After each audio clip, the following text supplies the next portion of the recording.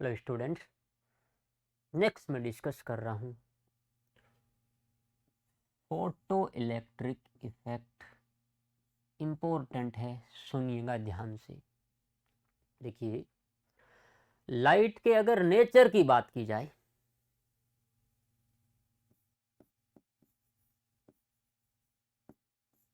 ठीक है, तो कुछ फिनोमेना, कुछ एक्सपेरिमेंट ऐसे हैं जिनसे ये पता चलता है कि लाइट का क्या वेव नेचर होता है। एंड कुछ एक्सपेरिमेंट, कुछ फिनोमेना ये बताते हैं कि लाइट का पार्टिकल नेचर होता है।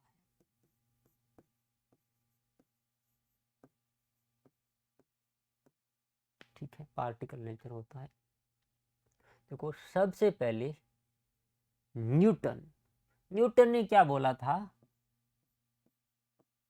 कि लाइट में छोटे छोटे पार्टिकल्स होते हैं, छोटे छोटे पार्टिकल्स होते हैं और लाइट का पार्टिकल नेचर होता है।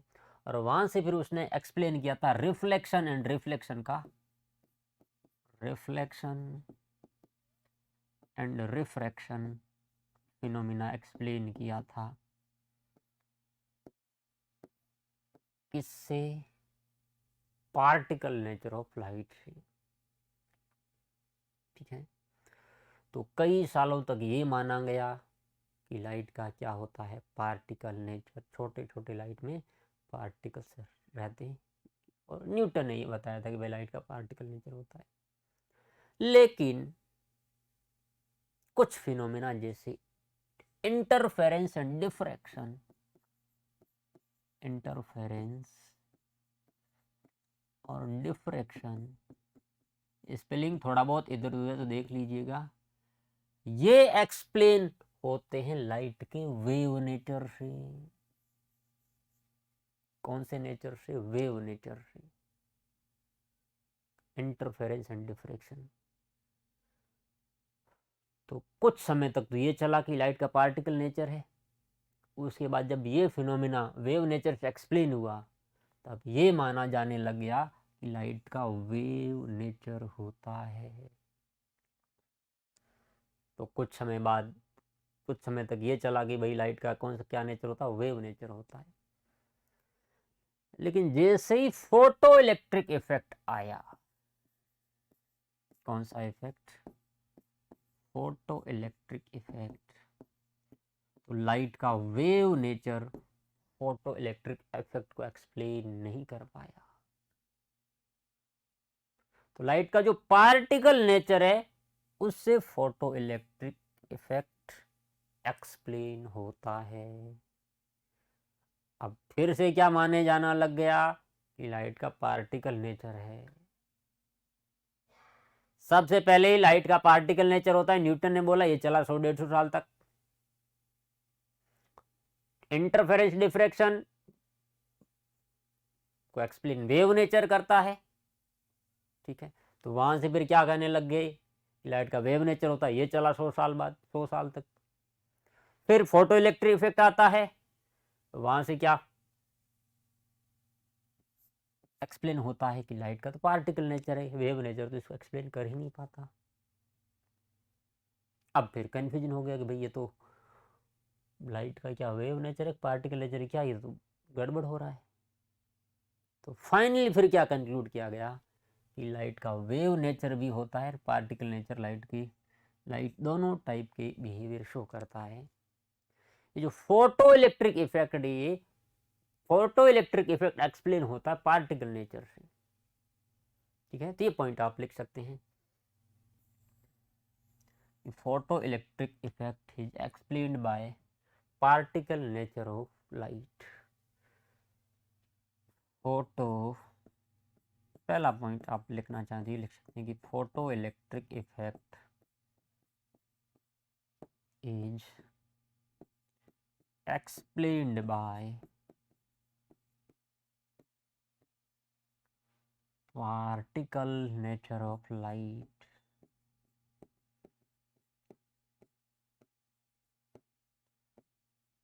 Particle nature of light.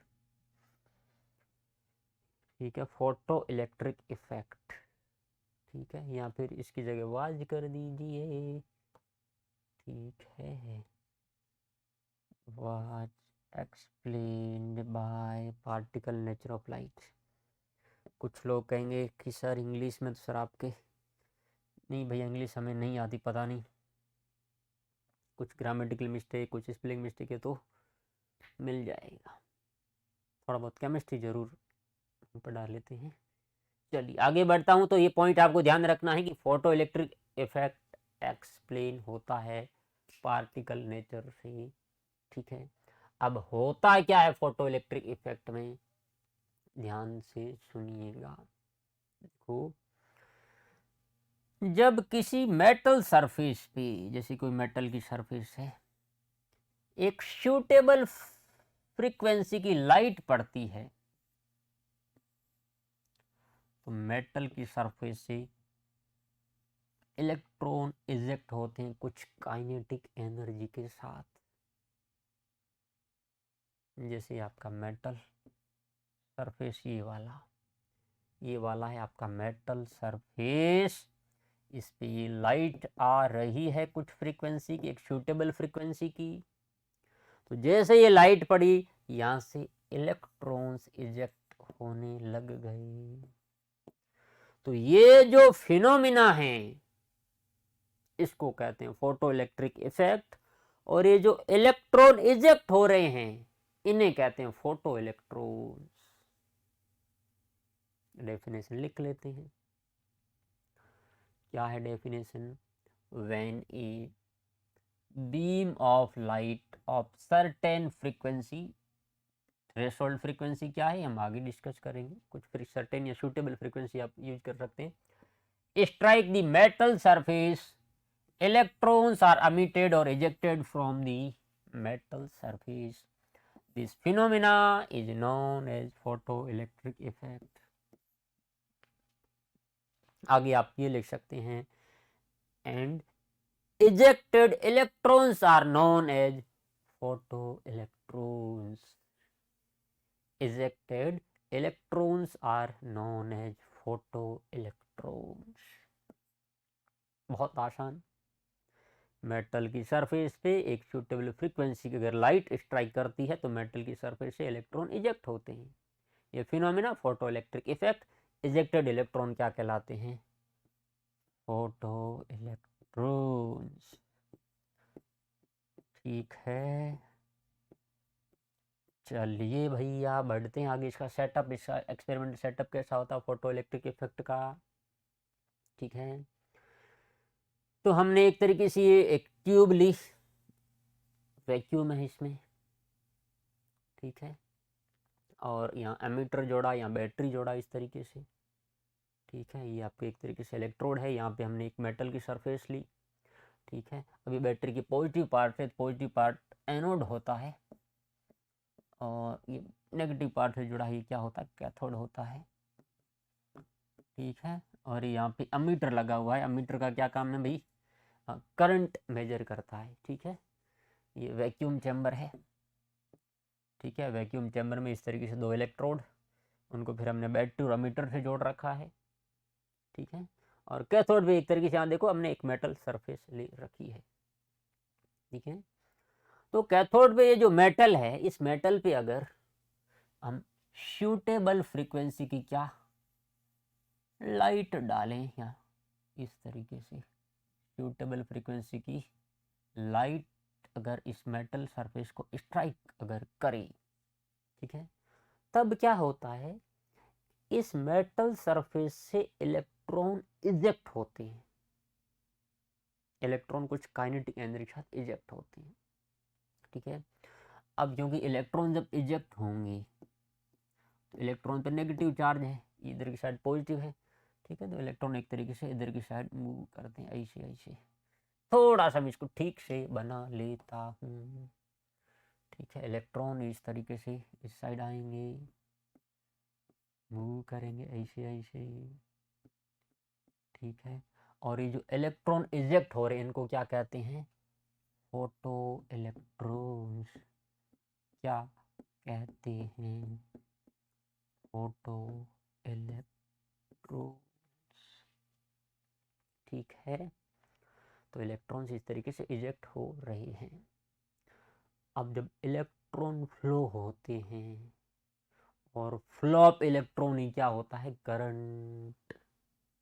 तो इस एम्पियर में क्या, इस एमीटर में हमें कुछ ना कुछ वैल्यू दिखेगी करंट की, क्योंकि इलेक्ट्रॉन नेगेटिव से पॉजिटिव की तरफ मूव कर रहे हैं, इलेक्ट्रॉन फ्लो हो रहे हैं, मतलब करंट। करंट, अब करंट की डायरेक्शन क्या होगी, इलेक्ट्रॉन के फ्लो के अपोजिट। तो अगर इलेक्ट्रॉन इधर से इधर आ रहे हैं तो करंट का डायरेक्शन फिर क्या होगा, ऐसे। तो आई करंट का डायरेक्शन क्या होगा, इस साइड। और यहाँ पे जो करंट फ्लो होगी उसको हम कहते हैं photo current. Photo current short में ऐसे लिखेंगे आईपी, कि करंट को आई से रिप्रेजेंट करते हैं, फोटो आईपी, फोटो करंट। तो ये आपकी करंट की डायरेक्शन होगी। इलेक्ट्रॉन इधर से इधर आ रहे हैं, फोटो करंट इधर से इधर जाएगी, ठीक है। तो पॉइंट यह है कि किसी सूटेबल फ्रीक्वेंसी की लाइट अगर मेटल सरफेस पे पड़ती है तो मेटल सरफेस से इलेक्ट्रॉन्स इजेक्ट होते हैं, वो इजेक्टेड इलेक्ट्रॉन कहलाते हैं फोटो इलेक्ट्रॉन्स। और इलेक्ट्रॉन्स मूव करेंगे, करंट फ्लो होगी, उस करंट को हम क्या कहेंगे, फोटो करंट। ये सेटअप है, ठीक है, किसका, फोटो इलेक्ट्रिक इफेक्ट का। देखो सबसे पहले जो फोटो इलेक्ट्रिक इफेक्ट ऑब्जर्व किया था हर्ट्ज ने, ठीक है, जो फ्रीक्वेंसी यूनिट है ना हर्ट्ज, वही। लेकिन इसको प्रॉपरली फिर एक्सप्लेन किया अच्छे से आइंस्टीन ने। किसने एक्सप्लेन किया, आइंस्टीन ने। नेक्स्ट हम कुछ ऑब्जर्वेशन देखेंगे फोटो इलेक्ट्रिक इफेक्ट के। चलिए ऑब्जर्वेशन में पहला observation, the electrons are ejected from the metal surface as soon as the beam of light strike the surface. That is, there is no time lag between the striking of light beam and the ejection of electron from the metal surface. जैसे ही light strike करेगी, light beam strike करेगी metal surface पे, उसी time electron eject होंगे, कोई time leg नहीं होता। ऐसा नहीं कि लाइट स्ट्राइक की उसके बाद 10 मिनट बाद इलेक्ट्रॉन निकल रहा है, ऐसा नहीं होता, इमीडिएटली इलेक्ट्रॉन इजेक्ट होता है। ये पहला ऑब्जर्वेशन था। Second very important, number of electrons ejected is proportional to intensity और ब्राइटनेस ऑफ लाइट। मतलब लाइट की अगर इंटेंसिटी बढ़ेगी तो नंबर ऑफ फोटो इलेक्ट्रॉन्स या फोटो करंट बढ़ती है। तो वेरी इंपॉर्टेंट पॉइंट, ये हम एक्सप्लेन करेंगे आगे जाके कि ऐसा क्यों हुआ, कि इंटेंसिटी ऑफ लाइट अगर बढ़ेगी तो उस केस में इजेक्ट इलेक्ट्रॉन ज़्यादा होंगे, नंबर ऑफ फोटो इलेक्ट्रॉन्स बढ़ेंगे। अगर नंबर ऑफ इलेक्ट्रॉन्स बढ़ेंगे, चार्ज बढ़ गया तो मतलब करंट बढ़ गई, मतलब जो फोटो करंट है वो भी बढ़ेगी, फोटो करंट बढ़ेगी, आईपी की वैल्यू बढ़ेगी अगर लाइट की इंटेंसिटी बढ़ती है। तो ये सेकंड ऑब्जर्वेशन था, वेरी इंपॉर्टेंट। लाइट की इंटेंसिटी बढ़ने से फोटो इलेक्ट्रॉन्स बढ़ते हैं, फोटो करंट की वैल्यू बढ़ती है। Next very important point, third, और each metal there is a characteristic minimum frequency nu naught, इसको थ्रेशोल्ड फ्रीक्वेंसी भी कहते हैं, below which photoelectric effect is not observed।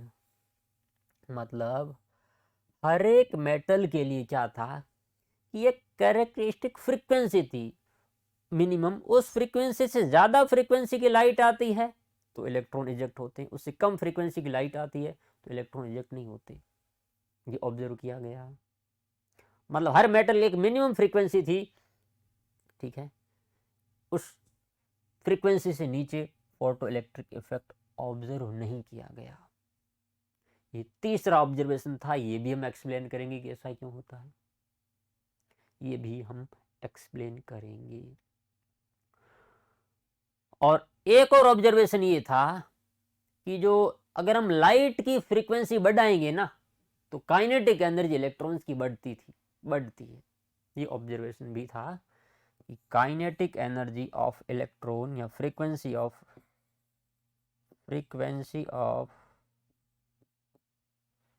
Light अगर बढ़ती है तो kinetic energy of ejected electron ये बढ़ती है, काइनेटिक एनर्जी ऑफ इलेक्ट्रॉन्स बढ़ती, ये भी एक ऑब्जर्वेशन था। अब ये सारे ऑब्जर्वेशन हम डिटेल में समझेंगे, सारे ऑब्जर्वेशन हम डिटेल में समझेंगे एक एक करके। ये तो इसमें ज़्यादा कुछ खास है नहीं, खासकर ये दोनों, ठीक है, हम एक्सप्लेन करेंगे। नेक्स्ट पार्ट में मिलूंगा मैं। ओके चलिए, थैंक यू।